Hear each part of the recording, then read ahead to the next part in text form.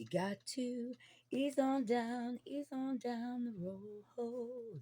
Don't you carry nothing that might be a load. You got to ease on down the road.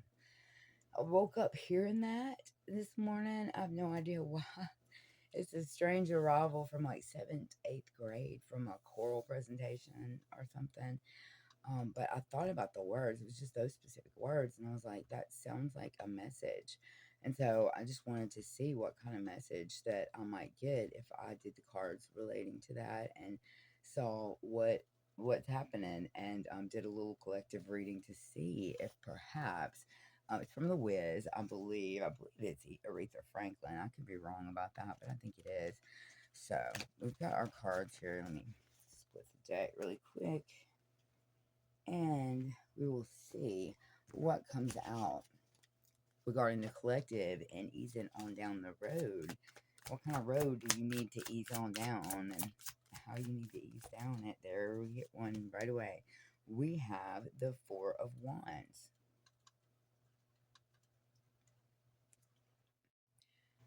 So we've got the Four Wands here, and you see it could be a home or a castle. You've got four legs, so you've got a stable environment, something that is very dependent on, something that involves community, a whole family, perhaps your ancestors, perhaps family that's spread out across, wherever you live, far apart from each other, but a group that has celebrations and celebrates births and honors deaths and does what a family does. This card is a stability card.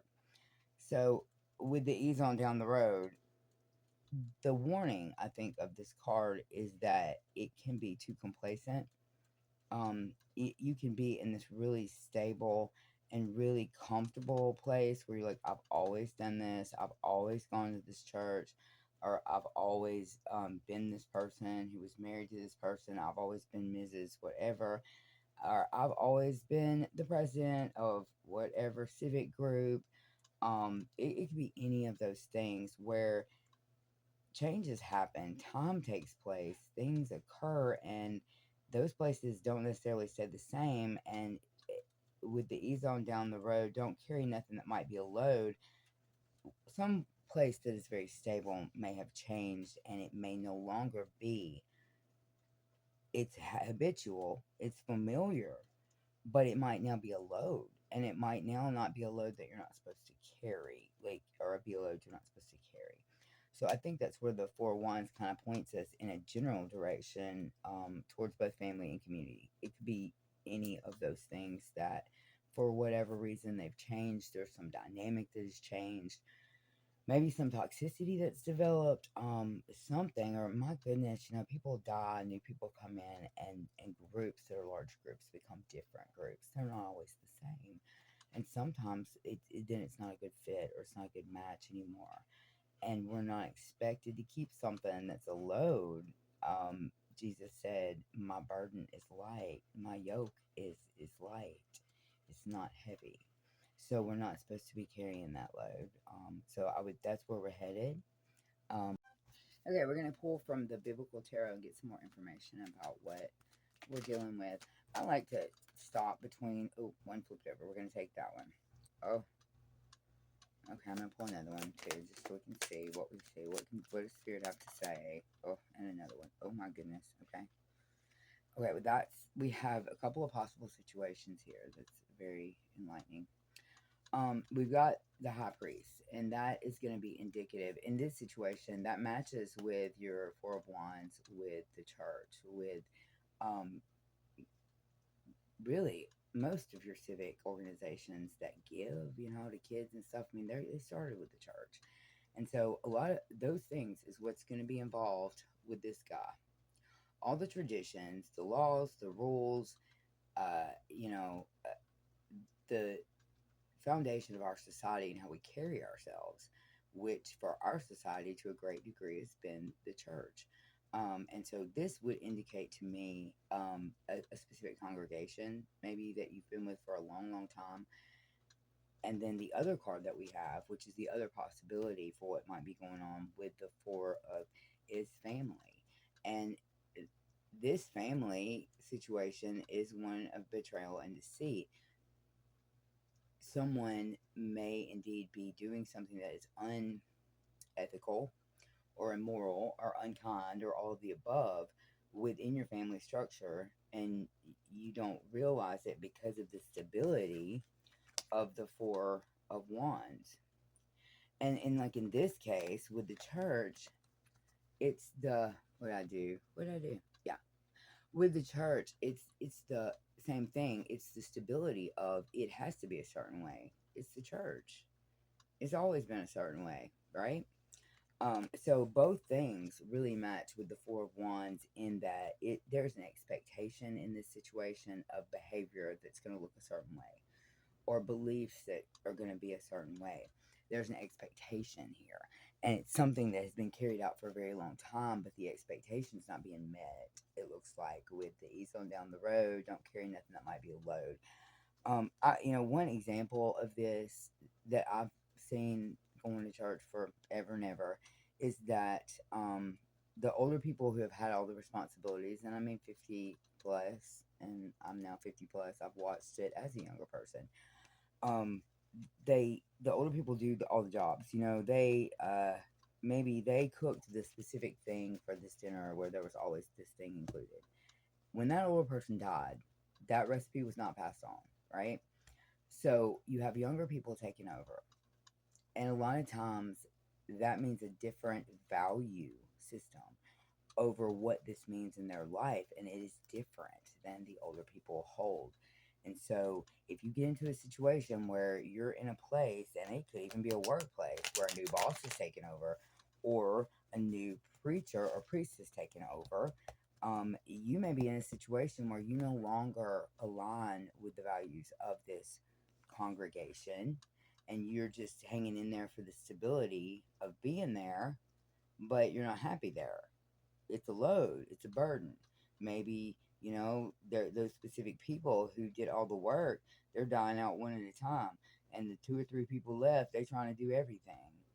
It looks to me like it's a burden, it's a load, and you're supposed to ease on down the road. And in this one right here, well, geez, who doesn't expect their family to do better than that? And this is a Bible story, and this is Jacob. This is a character that we revere.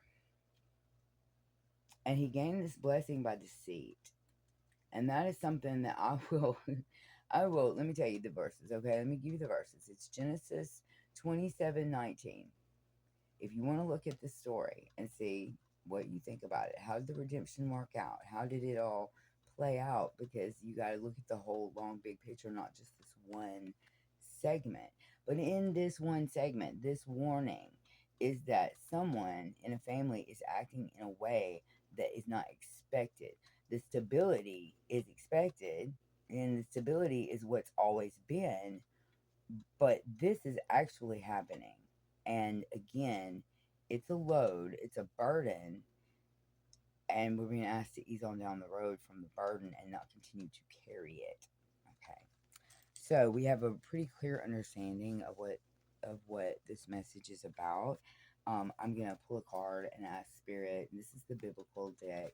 Um, what what are we supposed to do in response? Oh wow. Okay. So these cards have just flipped over. They haven't popped out. They flipped over. We have the Lovers with Adam and Eve. Now, this is a card of harmony and union. It is not always, it is a card of functioning family. It is not always a card about, romantic relationships. And in this case, I would say there's not one involved. In this case, you are to ease on down the road to find proper union with a group that aligns with your values, or you are to seek support that is from people that you might make your family. You might, build your own, consider it a support system. Like, don't be hung up by the confines of the word family or spouse or those things. you're seeking a support system that aligns with your values. Um, and you're seeking love. And I think that's where the lovers comes from, because I believe that this has been the Four of Wands all of your whole life, right? Because you always were fed with love in those places. You always did have that. You always did have the union and the partnership and the thing that's working, and and you're happy to see them the minute you get there, and you don't stop talking, and you always had that. Your expectation, it's supposed to be that. But you're being called to ease on down the road and seek love that's proper and appropriate and aligned with your values and harmonious. So that's really tricky when you're looking at a family situation. And I would consider this family or church, okay? I would be slow. I would consider it all in degrees. Um, y- there's no call to cut off family. There's no call to cut off Papa here because he got, tricked. And it could be that there's just certain people that you need to lessen the time that you spend around. It could be that you need to really pay attention to whom you're around that's a negative force. In the case of the church, again, really tricky situation, because you may be looking at changing denominations. You may be looking at making a rather large change, and that can also cause problems with your family. It can also cause problems here. Easing on down the road can be an issue. So it's tricky. Take it by degrees. Don't, walk quietly. Don't do things loudly and obstructively. Just quietly seek a support system that aligns with your values, that looks more like this, that is more harmonious. If you're visiting churches, say you choose to visit one different church once a month, you're visiting churches,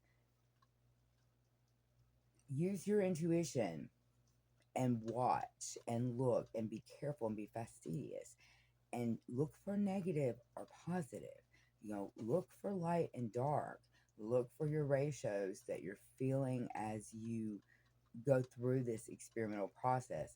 And if you see too much dark, if you see it heading the wrong direction, then you walk away from that and you try something else. You don't tell anybody else what you're doing. Handle your business yourself by yourself. Um, and in doing that, allow yourself some space to find your family, to find your support system around you that aligns with you, because you need a little space to do that. And then at the bottom of the deck, at the bottom of the deck, this is the Feast of Purim. It's the Nine of Chalices, but it's great joy. And I do feel like this is what is waiting for you when you break what has become the shackles of this castle that you're living in. You can have, this is the Feast of Purim. This is Esther 9:22. At the time when the Jews got relief from their enemies, and as the month when their sorrow was turned into joy and their mourning into a day of celebration. And I have like got goosebumps on my legs. That's crazy. So that's waiting for you. That's waiting. When that's what happens when the load is lifted. That's what happens when the burden goes away and when you're not dragging this thing behind you that no longer serves you. And so that is a good outcome, and it's beautiful, and it's happiness. And look, there's people everywhere. There's people everywhere. So your community, they're waiting for you. They're there. You just need to find that support system, find that community that's going to bring this kind of joy into your life. My goodness, I mean, there's birds and everything. We eating, it's all good. And what do you do at church other than this, right? This is the thing, right? We come together and eat some of that casserole I've been waiting for 3 months or so.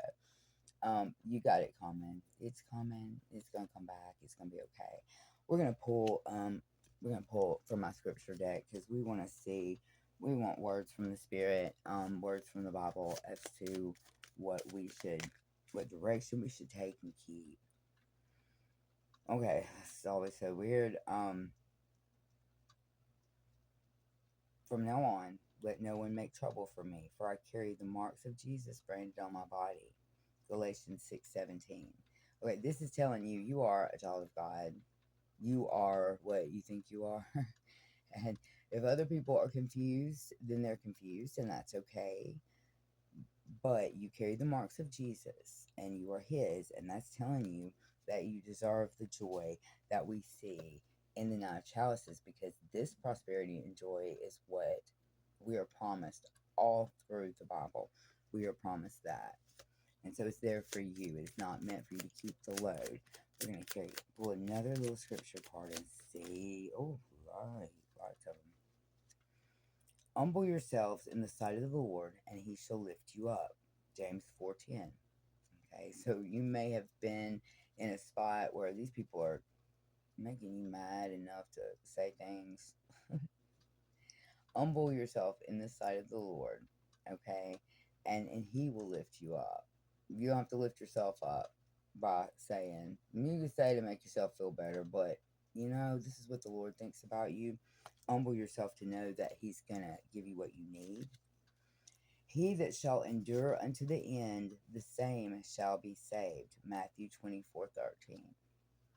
I'm going to be reserved about what I say about this, but if you are a true believer, if you endure with the truth until the end and do not give in to what the popular culture is telling you should be, then you will be saved. That's what this card says right here, Matthew 24:13.